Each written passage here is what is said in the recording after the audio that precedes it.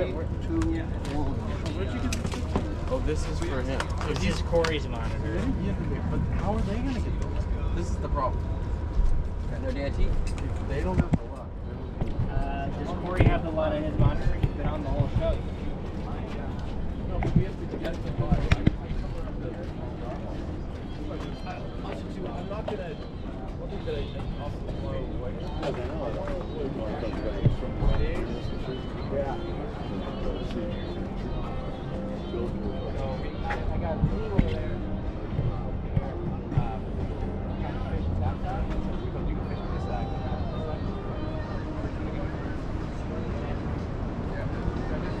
Well, thank you, and thank you for watching. I'm Diane Macedo. The news never stops, and neither do we. James Longman has a lot more. Turn, not entirely unprecedented because of some of the things that the Trump administration, Trump 1.0, had done as well, but the idea of most, historically, pardons pertain to past retrospective perspectives, i.e. looking backwards and saying that this person has either accepted guilt or still denies guilt, but is pardoned for something that had been done. These pardons were prospective because there had not yet been prosecution. So the precedent here, as you point out, James, could actually be significant on multiple different levels because it could actually implicate the validity and the scope of prospective pardons in addition to their interaction with privilege. That's a very complicated set of facts, but that speaks to where we are. Yeah, all about COVID today, but long-term implications. James Sample, thank you. Now to the extreme weather we're tracking in the Northeast. Severe summer storms are on the move. Right now, millions are bracing for another round of flash flooding. Last night, first responders raced to rescue those stranded in New Jersey and Pennsylvania after the water quickly submerged roads. ABC's Samara Theodore joins us with what we can expect for the rest of the week. Samara, go for it. Yeah, I mean, take a look at this, James. No, it'll leave you speechless, the amount of rain we have seen and will see. We've already got 5 to 7 inches wherever you're seeing hot pink, so upstate New York, places like Allentown, Pennsylvania. Look at who's up next. Now, we did have rain in parts of New England yesterday, and today they're really taking the brunt of it, so it's shifted farther north.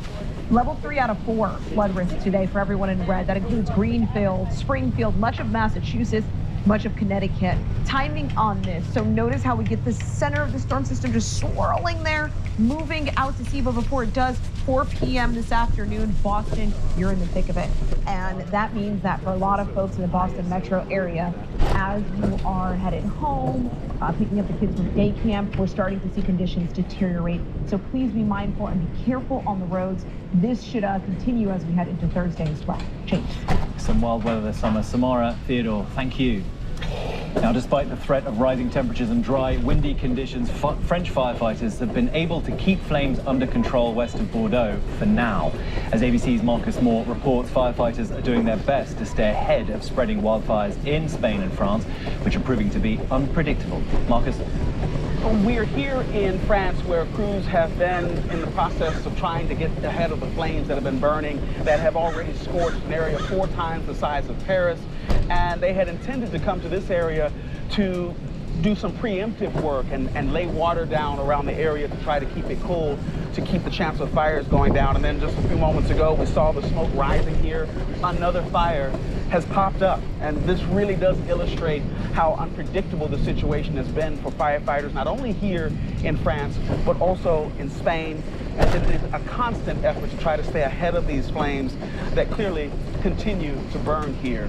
The evacuation orders have remained in effect for large parts of the region, and while some have been able to return to their homes, fire crews are under no illusion about this.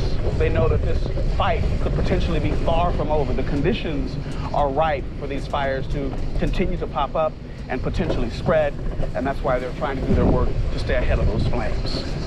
Marcus Moore, thank you. After a more than 2-week break in fighting, the war of words between the US and Iran has morphed back into actual war.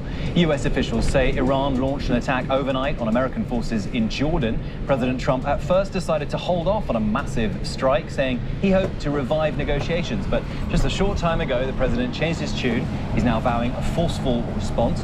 Trump used some colorful language to Fox News, threatening to hit Iran hard and give them a beating. Now, as we watch for that retaliation, the region is dealing with ongoing instability. This video shows damage in Iraq after the US and Saudi Arabia attacked Iran-backed proxy groups. That's the first time the two countries have launched a joint attack there since the war began. Our foreign correspondent Matt Rivers is in Amman, Jordan, and joins me now. Matt, thanks for being with us. Trump once again upping his threats on Iran with some pretty vulgar language, but what has the US got left to do here?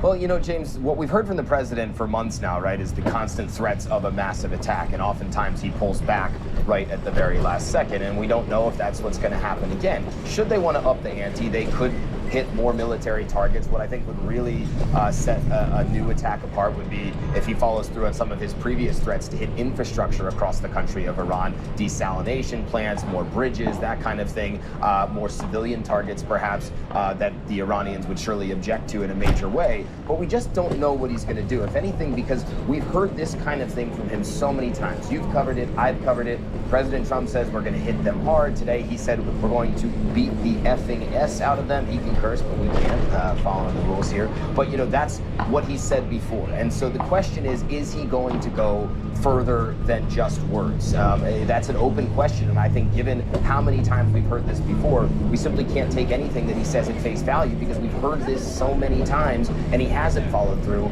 But he is saying it, and that's why things are so much on edge right now. We know Iran launched that surprise attack, according to the United States, last night at targets here in Jordan. You would expect the U.S. to retaliate in some way, but exactly how that looks or what that looks like remains to be seen. Now, as you know, Gulf states have been reticent to get too heavily involved directly, at least. They've been allowing their bases to be used, but not attacking Iran directly until, it seems, the last 24 hours. Saudi Arabia apparently helping the United States to strike Iran-backed groups in Iraq. What does that tell you?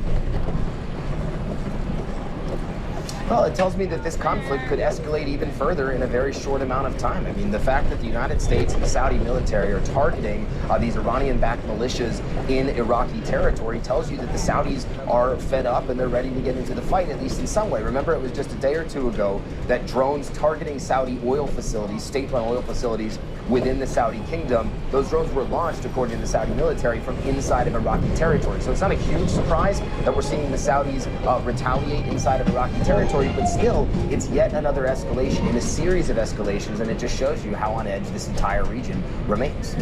Matt Rivers, sticking to the rules. Thank you. The war with Iran and worries over interest rates have been hurting the markets today. Stocks selling off right now with the Dow down over 1.5%.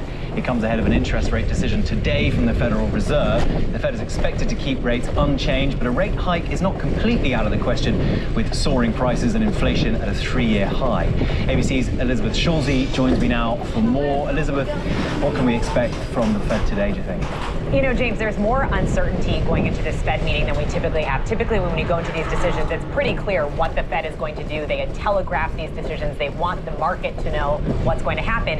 That hasn't been the case with this one. The market does largely expect the Fed will stay on hold, but there is some concern that there could actually be a rate hike. And the reason for that is because of the spike that we have seen in prices in inflation. Typically, when inflation is going in the wrong direction, when it's going up, the Fed would raise interest rates to try to bring those prices down. But right now, what they've said is they're kind of in wait-and-see mode. They're looking at how much oil has spiked. They know that that's the big factor behind the recent spike in inflation, and they want to know the direction that this longer-term oil move will be. That's really hard to know. As you know, James, we are seeing these crazy moves in oil prices almost every day. We're up another 8% today, which is now $85 a barrel, even higher in oil markets.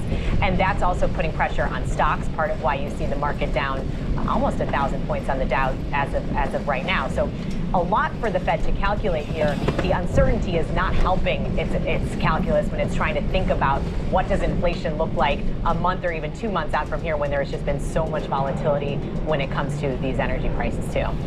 To what extent can the market get used to unpredictability? I mean, as a layperson who doesn't know a huge amount about the markets, I mean, we watch this going up and down all the time. Can the market just get used to this?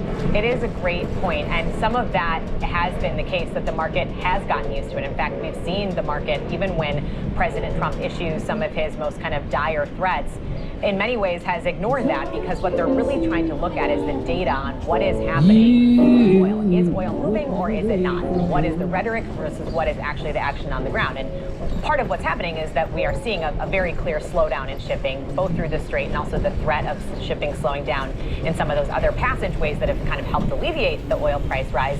But there are other factors that the market is looking at as importantly, James, right now, as the oil story. For example, the AI bubble, overnight in Korea, the markets just got pummeled because of concerns that some of the chip makers' stocks maybe are overvalued.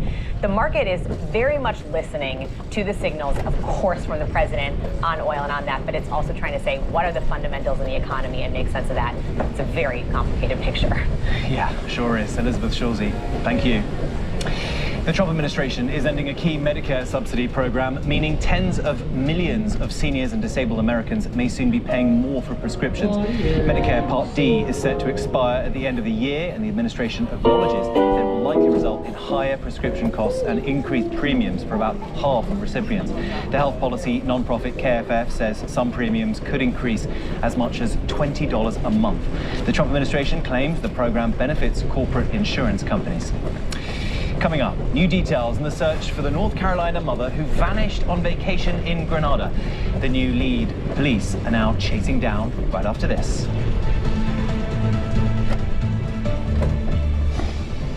When curiosity strikes, get answers at Ancestry. Most car insurance makes you pay all at once. Yeah. Hugo breaks it up. Yeah!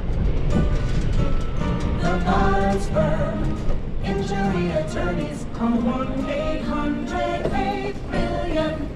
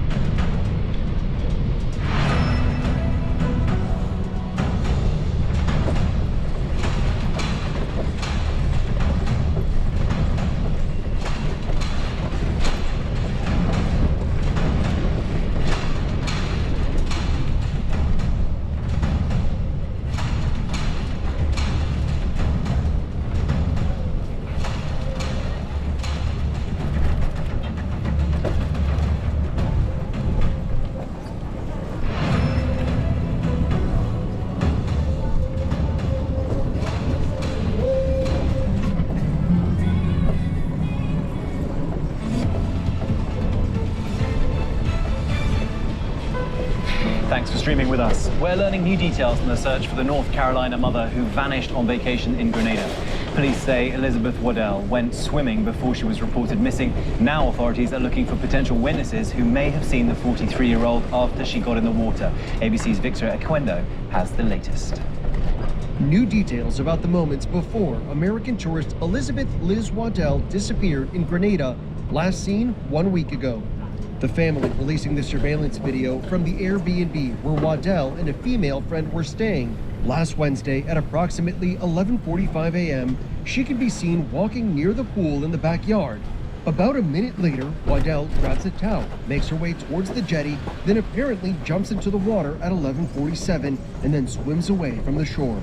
6 minutes later, Waddell's friend is seen on the sand adjusting a beach chair. Mrs. Waddell was not seen on surveillance footage returning from the water. Investigators have also received several eyewitness accounts indicating that she was seen swimming in the open water. Police say the friend filed a missing persons report the same day at 5:50 p.m. At this time, the matter continues to be treated as a missing person investigation. Waddell's husband, Caleb, who is assisting with the search in Grenada, sharing an update Tuesday, writing Liz was wearing blue and white striped shorts and an orange, sort of loose crop top shirt. To confirm, she was wearing this clothing in the water.